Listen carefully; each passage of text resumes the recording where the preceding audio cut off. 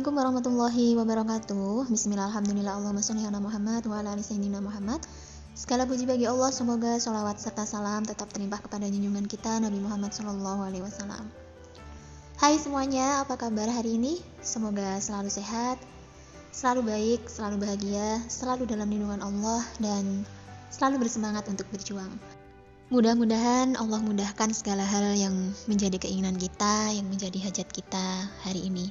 Buat teman-teman yang sebentar lagi tes, mudah-mudahan dimudahkan, dilancarkan, disukseskan, dan diluluskan dalam tes nanti menuju PNS. Amin ya rabbal alamin. Gimana teman-teman perasaannya menuju hari H? Deg-degan kah? Tetap tenang ya. Tetap belajar, perbanyak berdoa, dan berpikir positif. Yakin bahwa kalian, kita semuanya akan bisa melewati ujian ini dengan sebaik-baiknya. Dan dengan hasil yang terbaik juga tentunya. Aku ucapkan terima kasih buat teman-teman yang udah stay di channel ini. Terima kasih yang udah klik tombol subscribe. Dan yang belum, tolong ya diklik dulu tombol subscribe-nya. Terima kasih.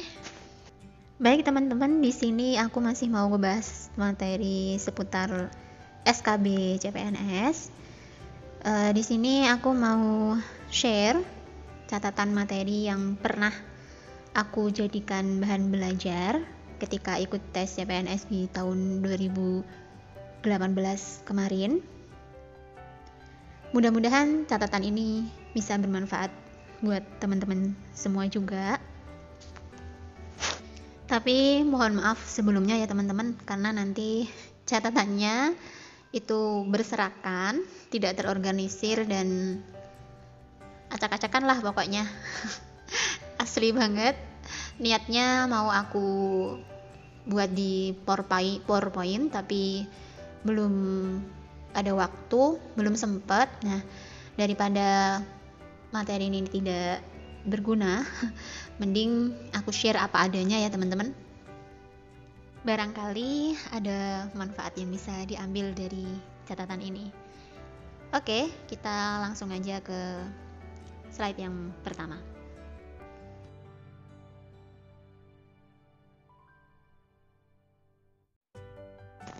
Jadi ceritanya, catatan ini aku buat H-3 hari sebelum melakukan tes SKB. Nah, materi ini aku dapat ketika itu dari teman-teman yang sudah ujian.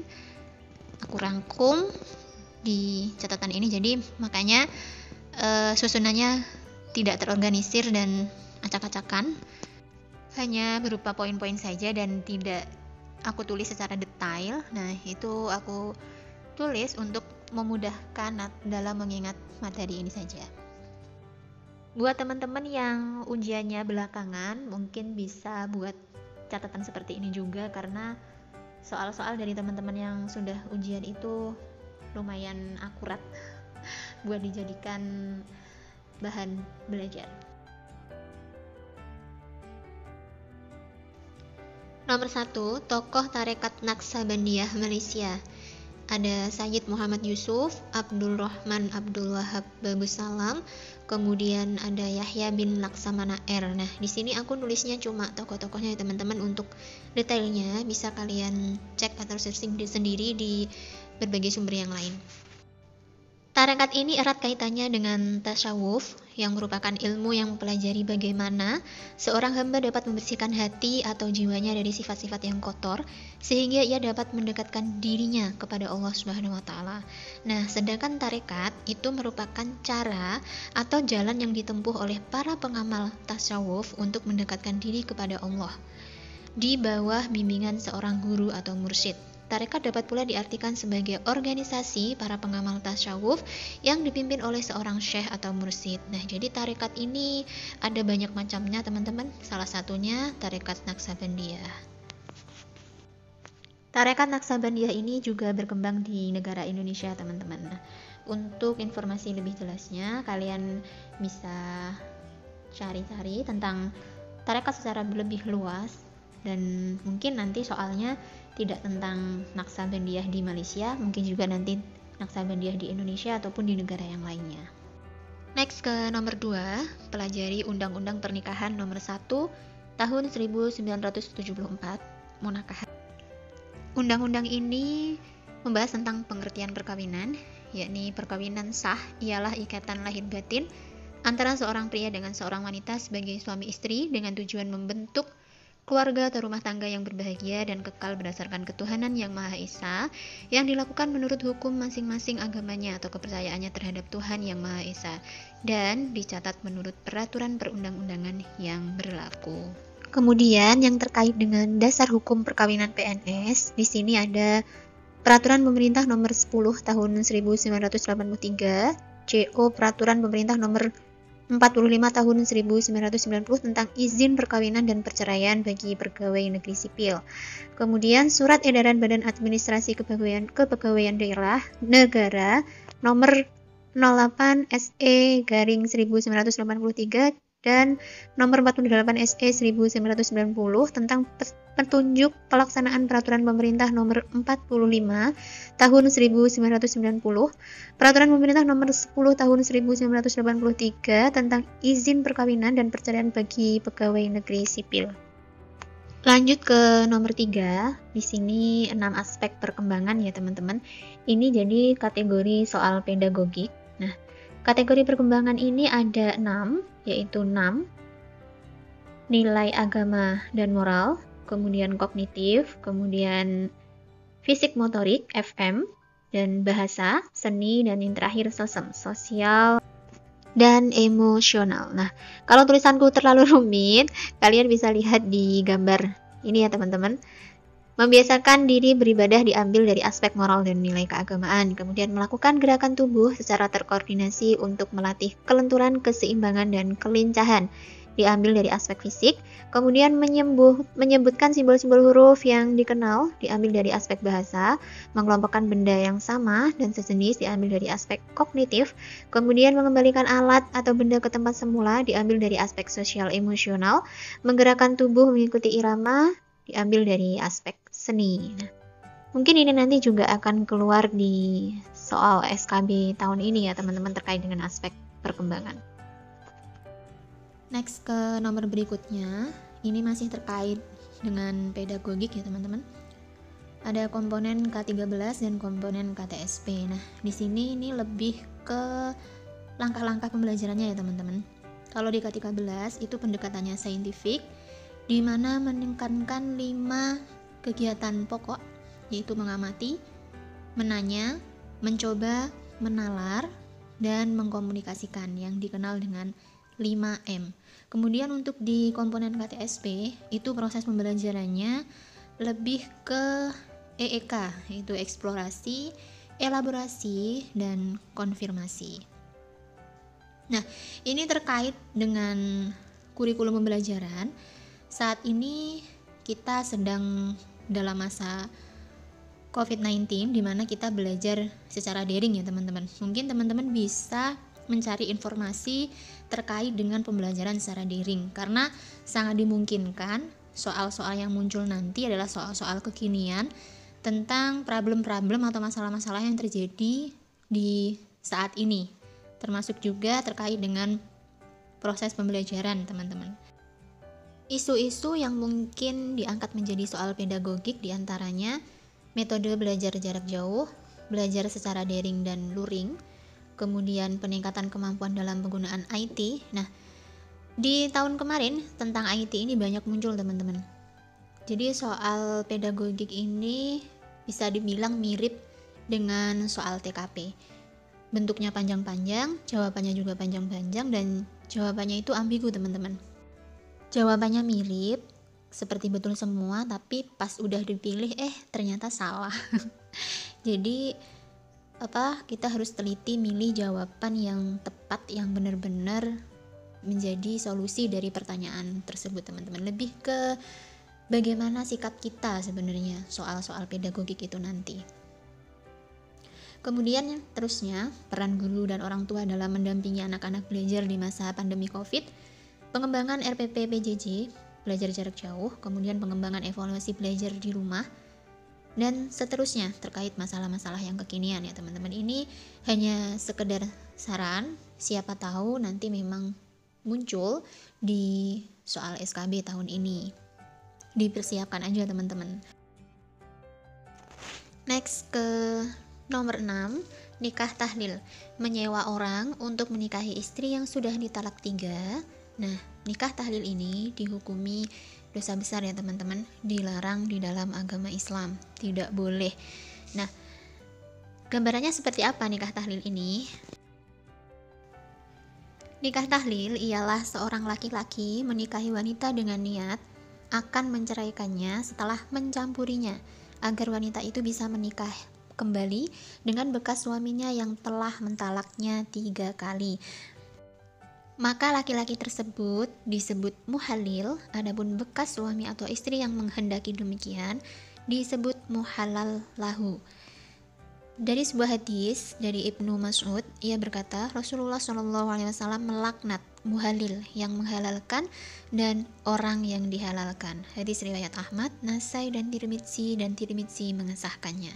Nah, jadi di sini jelas ya teman-teman bahwa 2 orang suami istri kemudian mereka bercerai karena cerainya ini sudah terhitung talak 3.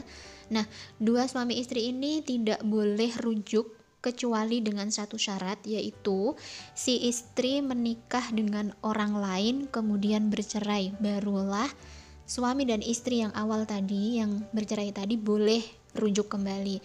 Akan tetapi di sini kadang-kadang diambil kesempatan oleh beberapa orang, di mana 2 orang yang ingin rujuk ini menghalalkan cara-cara yang sebenarnya tidak boleh, yaitu dengan cara menyewa seorang laki-laki untuk dinikahkan dengan istrinya, kemudian menceraikannya dengan bayaran tertentu. Nah, jadi yang terjadi di masyarakat ini tidak gratis ya teman-teman, menyewa kemudian dibayar kemudian terjadi perceraian lagi. Padahal yang dimaksudkan di sini adalah menikah dengan orang lain secara alami, bukan pernikahan yang dibuat-buat. Nah, kalau dibuat-buat ini namanya nikah tahlil dan ini dihukumi haram atau tidak boleh di dalam Islam. Makanya sebelum talak menalak, sebelum cerai bercerai, pertimbangkan dulu bagaimana nantinya ke depan, jangan sampai menyesal kemudian terjadi pernikahan semacam ini ya. Teman-teman dijaga hubungan pernikahannya. Mudah-mudahan semuanya yang sudah berumah tangga diberikan kehidupan yang sakinah, mawaddah, warahmah, langgeng, jodoh sampai jannah. Amin ya rabbal alamin. Jangan baper loh ya. Next ke nomor 7, negara di benua Amerika yang mayoritas Islam. Nah, di sini ada Suriname, Guyana, Trinidad, dan Tobago. Nah, untuk negara di benua Amerika yang mayoritas Islam ini, kalian bisa cek di video aku yang sebelumnya yang khusus di sana membahas tentang benua Amerika, dan juga ada di video yang membahas tentang kisi-kisi khusus peta buta. Ini udah aku bahas di sana ya teman-teman. Silahkan dicek-cek atau di playlist video tentang bahasan soal SKB. Kita next ke nomor 8, itu nabi palsu. Sepeninggalan Nabi Muhammad, pemerintahan Islam digantikan oleh Abu Bakar, masa Khulafaur Rasyidin yang pertama. Nah, di sini bermunculan kaum-kaum yang menentang ajaran Islam. Nah, di antaranya ada yang tidak mau membayar zakat, di mana kemudian golongan ini dinamakan dengan golongan murtad, kemudian memecahkan perang Riddah, yaitu perang yang dilakukan untuk melawan orang-orang atau golongan murtad ini.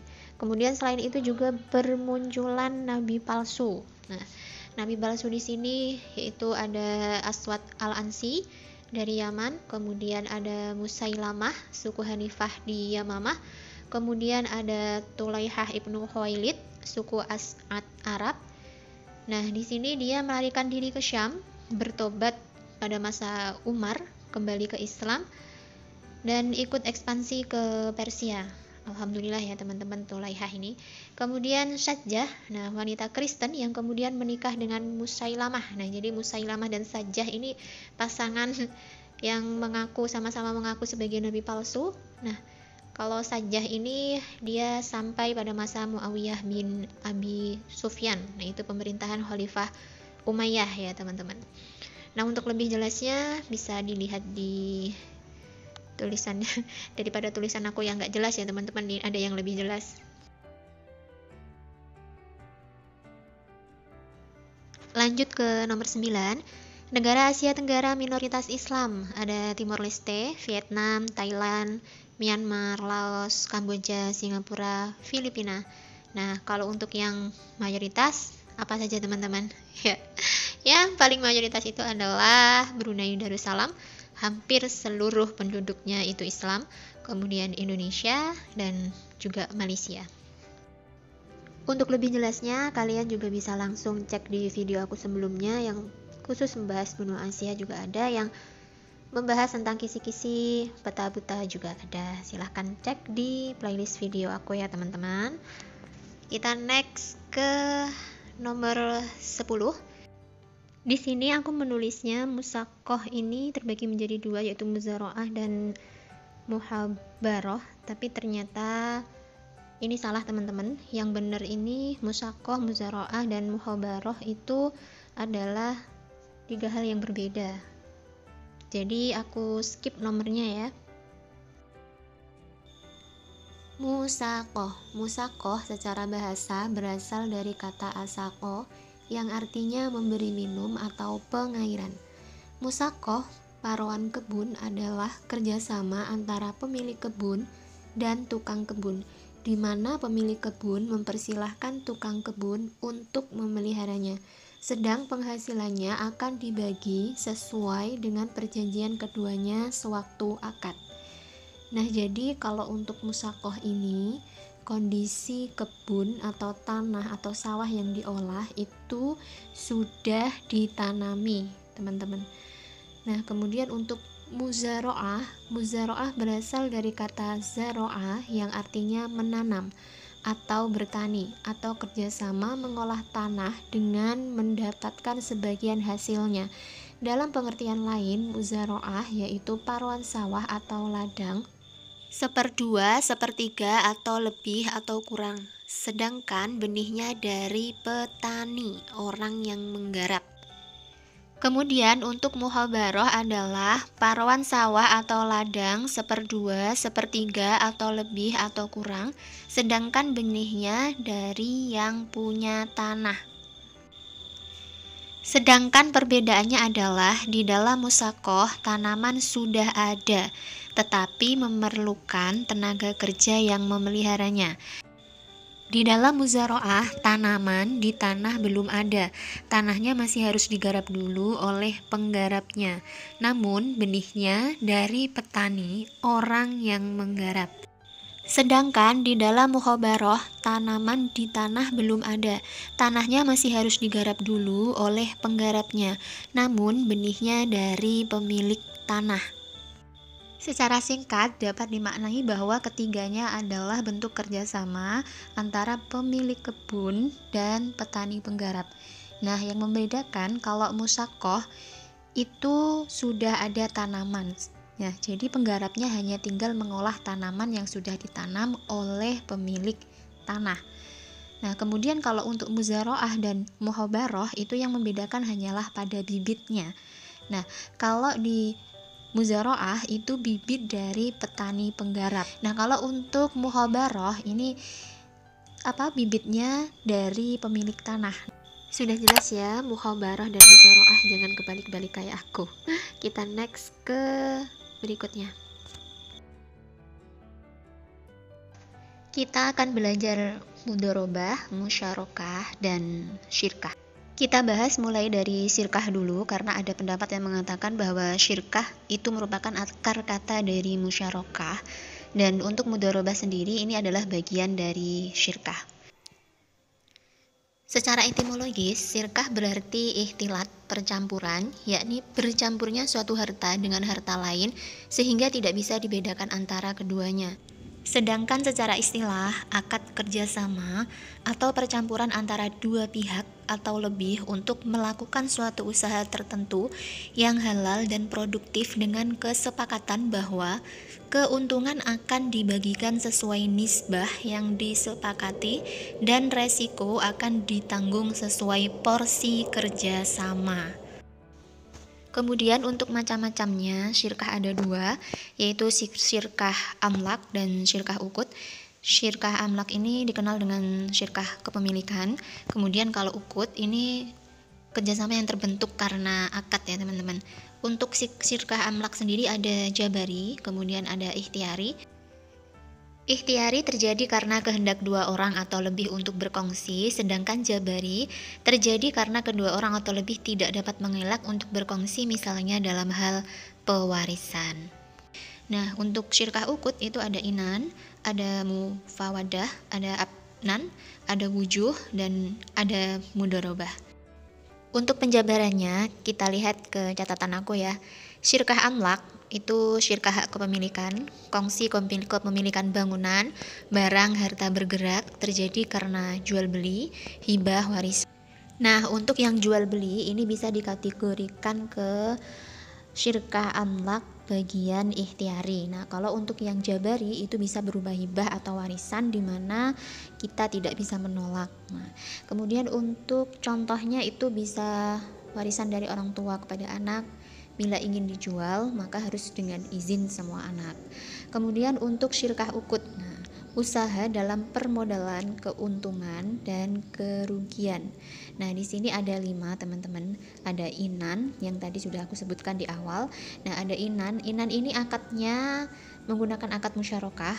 Kedua belah pihak memberikan kontribusi kerja dan modal. Kemudian untuk syirkah ukut abnan itu antar pihak yang hanya menyertakan kontribusi kerja tanpa modal. Contoh, 2 orang nelayan yang melaut, arsitek dan tukang bangunan. 2 orang yang berprofesi sama, kemudian untuk memutuskan untuk menerima pekerjaan yang sama dan membagi hasil pekerjaannya pun secara bersama-sama. Kemudian untuk syirkah wujuh itu kerjasama pihak yang memberikan kontribusi kerja, pihak yang mempunyai reputasi baik. Nah, di wujuh ini konsepnya begini teman-teman. Ketika 2 orang itu punya keahlian dalam berbisnis, mereka bekerja sama, tapi mereka tanpa modal. Yang mereka kedepankan adalah reputasi nama baik mereka. Nah, reputasi nama baik ini mereka gunakan untuk meminjam modal atau membeli barang secara kredit. Nah, setelah membeli barang secara kredit, barang ini nanti kemudian dijual kembali. Nah, keuntungan dari barang yang sudah dijual inilah nanti akan dibagi oleh kedua orang ini. Lanjut, kita ke syirkah muafadah dulu ya. Syirkah ini syirkah yang menggabungkan beberapa syirkah ukut yang lainnya. Jadi di muafadah ini itu bisa menggabungkan misalnya antara inan dan wujuh ataupun inan dan abnan ya teman-teman, campuran dari syirkah ukut dari jenis yang lain. Kemudian kita ke mudorobah.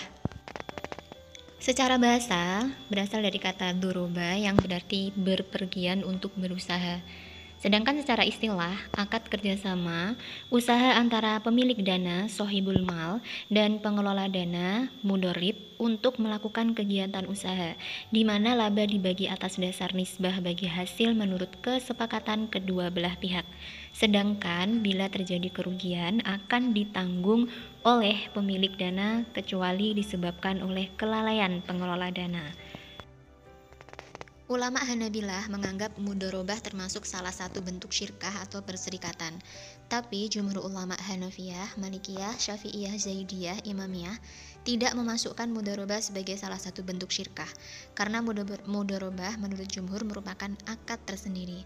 Nah, meskipun ada yang mengatakan masuk syirkah dan ada yang tidak, tapi konsepnya sama ya teman-teman. Untuk mudorobah ini konsepnya adalah modal sepenuhnya dari pemodal atau sohibul mal, sedangkan pengusahanya hanya memberikan keahliannya saja. Kemudian kalau dari segi keuntungan itu nanti keuntungannya dibagi sesuai kesepakatan awal antara pemodal dan pengusaha. Sedangkan bila mana terjadi kerugian, nah kerugiannya nanti 100% ditanggung oleh sohibul mal. Kemudian untuk musyarakah, nah musyarakah ini akar katanya berasal dari kata syirkah yang berarti serikat atau partnership. Secara istilah, akad kerjasama antara dua belah pihak atau lebih untuk suatu usaha tertentu, di mana masing-masing pihak memberi kontribusi dana dan kerja dengan ketentuan bahwa keuntungan dibagi berdasarkan kesepakatan, sedangkan kerugian berdasarkan porsi kontribusi dan kontribusi dana. Nah, disinilah bedanya dengan mudharabah. Bila di mudharabah ini semua kerugian ditanggung oleh pemodal, sedangkan di musyarakah ditanggung secara bersama-sama. Nah, jadi skemanya kedua orang sama-sama memberikan modal dan skillnya untuk membangun sebuah usaha. Nah, jadi keuntungannya nanti dibagi berdasarkan porsi modal, begitupun juga dengan kerugiannya ya teman-teman. Kalau di catatan aku, mudharabah itu kerjasama modal dari pihak pertama dikelola pihak kedua, keuntungan dibagi sesuai syarat-syarat, sedangkan kerugian ditanggung oleh pihak satu. Kemudian untuk musyarakah, kerjasama pihak satu dan pihak dua saling menyumbangkan modal, kerugian ditanggung dua pihak, keuntungan dibagi sesuai dengan kesepakatan. Nah, jadi sudah bisa membedakan ya teman-teman, apa itu mudharabah, apa itu musyarakah, apa itu syirkah, dan segala macamnya. Oke, kita next ke pembahasan berikutnya di next video ya teman-teman, insya Allah. Kalau menurut kalian video ini ada manfaatnya, coba komen di bawah ya. Kalau memang ada, insya Allah nanti aku lanjutin video bahasan ini. Maaf untuk segala keterbatasan. Thanks for watching. Wassalamualaikum warahmatullahi wabarakatuh. Jangan lupa klik tombol subscribe, like, share, dan komen.